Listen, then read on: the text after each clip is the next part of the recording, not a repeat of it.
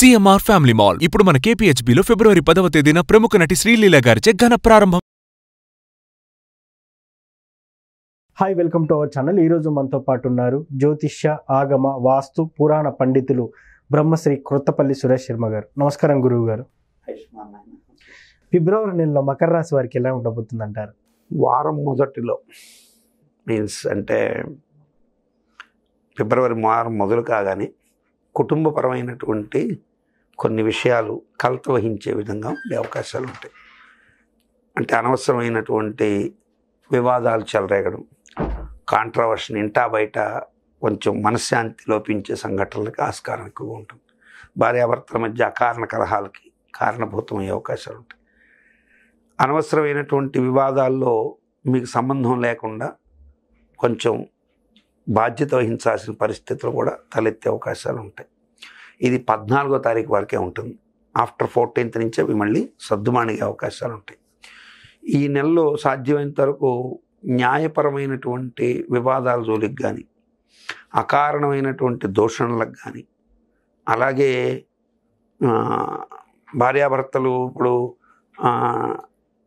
భార్య మీద కోర్టుకు వెళ్ళడమనో లేదా భర్త మీద కోర్టుకు వెళ్ళడమనో ఇటువంటి విషయాలు ఉంటాయి. అంటే కోర్టుకు వెళ్ళి డొమెస్టిక్ వైలెన్స్ లాంటి కేసులకు ఇటువంటి వాటికి ప్రయత్నం చేయడం, ఇటువంటి కేసులు ఏదైనా ఉంటే వాటికి సంబంధించి తీసుకునే నిర్ణయాలు నవ్వులు పాలు చేసే అవకాశం ఉంటుంది. పైపెచ్చు భార్యాభర్తల మధ్య సంబంధ బాంధవ్యాలు దెబ్బతినే అవకాశం ఉంటాయి. ప్రేమికులైతే ఇతరుల మాటల్ని చెవికెక్కించుకొని వీళ్ళిద్దరూ కొట్టుకొని ఈ రచ్చ పేపర్లకు ఎక్కచ్చు, లేదా 10 మంది నోట్లో పడవచ్చు, పెద్దగా గందరగోళం అవకాశం ఉంటుంది. కాబట్టి ప్రేమికులు కావచ్చు, భార్యాభర్తలుగా మారాలనుకుంటున్న వాళ్ళు కావచ్చు, మారిన వాళ్ళు కావచ్చు, వీళ్ళు మాత్రం ఫిబ్రవరి 14 ఆ వసంత పంచమి ఎంటర్ అయ్యేంత వరకు మాత్రం జాగ్రత్తగా ఉండాలి.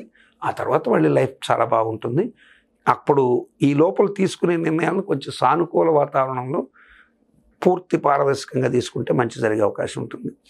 ధనం విషయంలో సమయానికి కావాల్సినంత మేర ధనం చేకూరే అవకాశాలు ఉంటాయి. కుటుంబపరమైనటువంటి అంశాల్లో కూడా తల్లి తరపు వారితో కానీ, తండ్రి వైపు వారితో కానీ ఎలాంటి విభేదాలు తలెత్తవు. కానీ కళత్ర వర్గం వారి వైపుకి, సోదర సోదరి వర్గం వైపు వారితో, అంటే ఇప్పుడు ఒక అన్నదమ్ముడు ఉంటాడు, అన్నదమ్ముడి భార్యతో పేచీ రావచ్చు, అక్క ఉంటుంది, అక్కగారి భావతో పేచీ రావచ్చు. సో ఇటువంటి విషయాల్లో సున్నితమైన అంశాలు కాబట్టి మానవ సంబంధాలన్నీ బాగా గట్టిగా ఉండి అందరూ ఆనందంగా ఉండాలని కోరుకోవాలి. కాబట్టి ఇక్కడ చాలా వరకు పేషెన్స్గా ఉండాల్సిన పరిస్థితి ఎక్కువగా ఉంటుంది.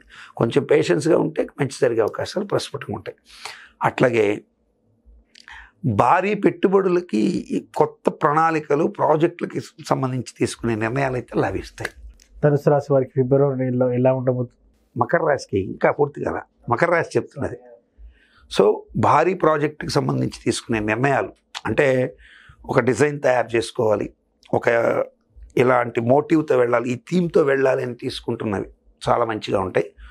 మకర రాశిలో ఉండేటువంటి పర్టికులర్గా మల్టీమీడియా విత్ శాటిలైట్ ముడిపడినటువంటి, అంటే గ్రాఫిక్స్తో ముడిపడి మీడియాలో పనిచేసే మిత్రులు కావచ్చు, అట్లాగే బయట సినీ రంగంలో ఉండేటువంటి వాళ్ళు కావచ్చు, అద్భుతమైన ఫలితాలు పొందే అవకాశాలు ప్రస్ఫుటంగా ఉంటాయి. మకర రాశిలోని వారికి అటువంటి భారీ ప్రాజెక్టులకు సంబంధించి తీసుకునే నిర్ణయాలన్నీ కూడా సవ్యంగా వెళ్ళే అవకాశాలు ప్రస్ఫుటంగా ఉంటాయి. కీర్తి ప్రతిష్టలు వచ్చే అవకాశాలు.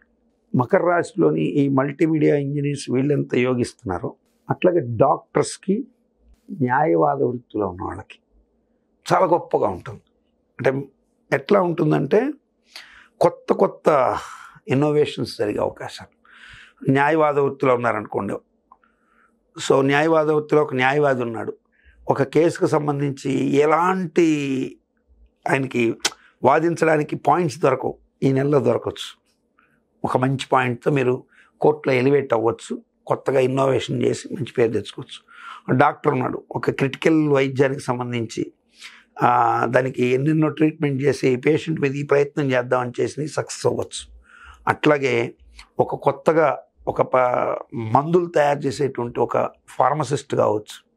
ఏదైనా ఆవిష్కరణలు కొత్త వంగడం రైతు ప్రయత్నం చేశాడు అనుకోండి, అది కూడా సక్సెస్ అవ్వచ్చు. అంటే కొత్త ఆవిష్కరణలు, భారీ ప్రాజెక్టులకు సంబంధించి తీసుకునే నిర్ణయాలు మంచి సక్సెస్ఫుల్గా వెళ్ళే అవకాశాలు ప్రస్ఫుటంగా ఉంటాయి. అయితే ఇది కూడా కాకుండా నీటి ఉత్పత్తుల మీద, సముద్రయాన వృత్తుల మీద మెరైన్ ఇంజనీర్లుగా జాబ్ చేస్తూ ఉండేటువంటి వాళ్ళకు కూడా మంచి యోగకాలం ఉండే అవకాశం ఎక్కువ ఉంటుంది. గురువు గారు, చాలా మంది రాశి ఫలితాలను నమ్ముతారు, నమ్మరు. సో నేనైతే ఒక ఆస్ట్రాలజీ చేసే ఒక యాంకర్గా మాత్రం నేనైతే నమ్ముతాను. కొంతమంది ఏమంటున్నా అంటే, నీది నాది ఒకటే జాతకం, కానీ నువ్వు నీచుడివి, నేనేమో రాజయోగినా అని ఇట్లా అంటుంటారు. సో నిజంగా ఈ రాశి ఫలితాలన్నిటి ఎవరికి వర్తిస్తాయంటారు? ఫస్ట్ మీలాంటి వారికే కాదు నాన్న, మీరు మామూలుగా హేతుబద్ధతతో ప్రశ్నించిన, ఒక రేషనలిజం భావంతో ప్రశ్నించిన, నాస్తిక భావంతో ప్రశ్నించిన, లేదు పూర్తి సంపూర్ణ దైవభావంతో ప్రశ్నించిన ప్రశ్న అయితే ఒకటే, అసలు ఈ రాశి ఫలాలు పనిచేస్తాయా? అవును, ఖచ్చితంగా పనిచేస్తాయి. అయితే ఇక్కడ చాలామందికి, మరి నేను వృషభ రాశిలో ఉన్నాను, నా పేరు వెంకటేశ్వర్లు, నాతో పాటు పక్కనే వెంకటేశ్వర రెడ్డి గారు ఉన్నారు, ఆయనేమో బ్రహ్మాండంగా ఈ సంవత్సరం సంపాదించాడు, నేనేమో అడుగును పడిపోయాను అంటారు. మరొక ఆయన వెంకటేశ్వర చౌదరి గారు బ్రహ్మాండంగా సంపాదించారు, వెంకటేశ్వర శాస్త్రి గారు బాగా సంపాదించారు, నాకేమీ లేదు అంటారు. బిలో ప్రావర్టీలో ఉన్న అతను అసలు ఇవేవి పట్టించుకోకుండా కూడా కొంతమంది వెళ్ళిపోయేవాళ్ళు ఉంటారు. ఇక్కడ మనం రాశి ఫలాలు ఒకటే, మరి బాగా గుర్తుపెట్టుకోవాల్సింది ఏంటంటే, అందరికీ సమమైన ఖచ్చితమైన ఏజ్ ఫ్యాక్టర్ ఒకటి ఏంటి, రోజులు సెకండ్స్తో కూడా ఒకే సమయంలో పుట్టడం అనేది జరుగుతుంది. అవును, కానీ వాడెవడో నువ్వు ఎట్లా ఐడెంటిఫై చేస్తావు? చేయలేం. ఒక గంప నిండా ఒకే చెట్టు కాచిన పండ్లే, అవును, అన్నీ ఒకే సైజులో మామిడి పండ్లు ఉన్నా ఎక్కడో లిటిల్ బిట్ డిఫరెన్స్ ఉంటుంది. అవును. మీరు కావాలంటే మీరు దీంట్లో నక్షత్రగ్రహ తారకానాం అని ఆదిత్య హృదయంలో ఉంటుంది. నక్షత్రగ్రహ తారకానాం అంటే నక్షత్రాలు వేరు, గ్రహాలు వేరు, తారకలు వేరు. ఇప్పుడు మనకు ఆకాశం నిండా కనపడేవి తారకలు, సో నక్షత్రాలు అనేవి సపరేట్. ఈ నక్షత్ర మండలాన్ని పట్టి ఆ రాశిలో ఎవరు పుట్టినా అశ్విని నక్షత్రంలో పుట్టిన వాళ్ళు ఉంటారు. ఇప్పుడు అశ్విని నక్షత్రంలో ఒక చిన్న నెలబిడ్డ పుడతాడు, అట్లాగే ముదుసలైనడు అక్కడే ఉంటాడు, ఒక కప్ప కూడా అక్కడే పుడుతుంది, ఒక జింక కూడా అక్కడే పుడుతుంది, ఒక గొర్రె కూడా అక్కడే పుడుతుంది. సో ఇవన్నీ పుడతాయి.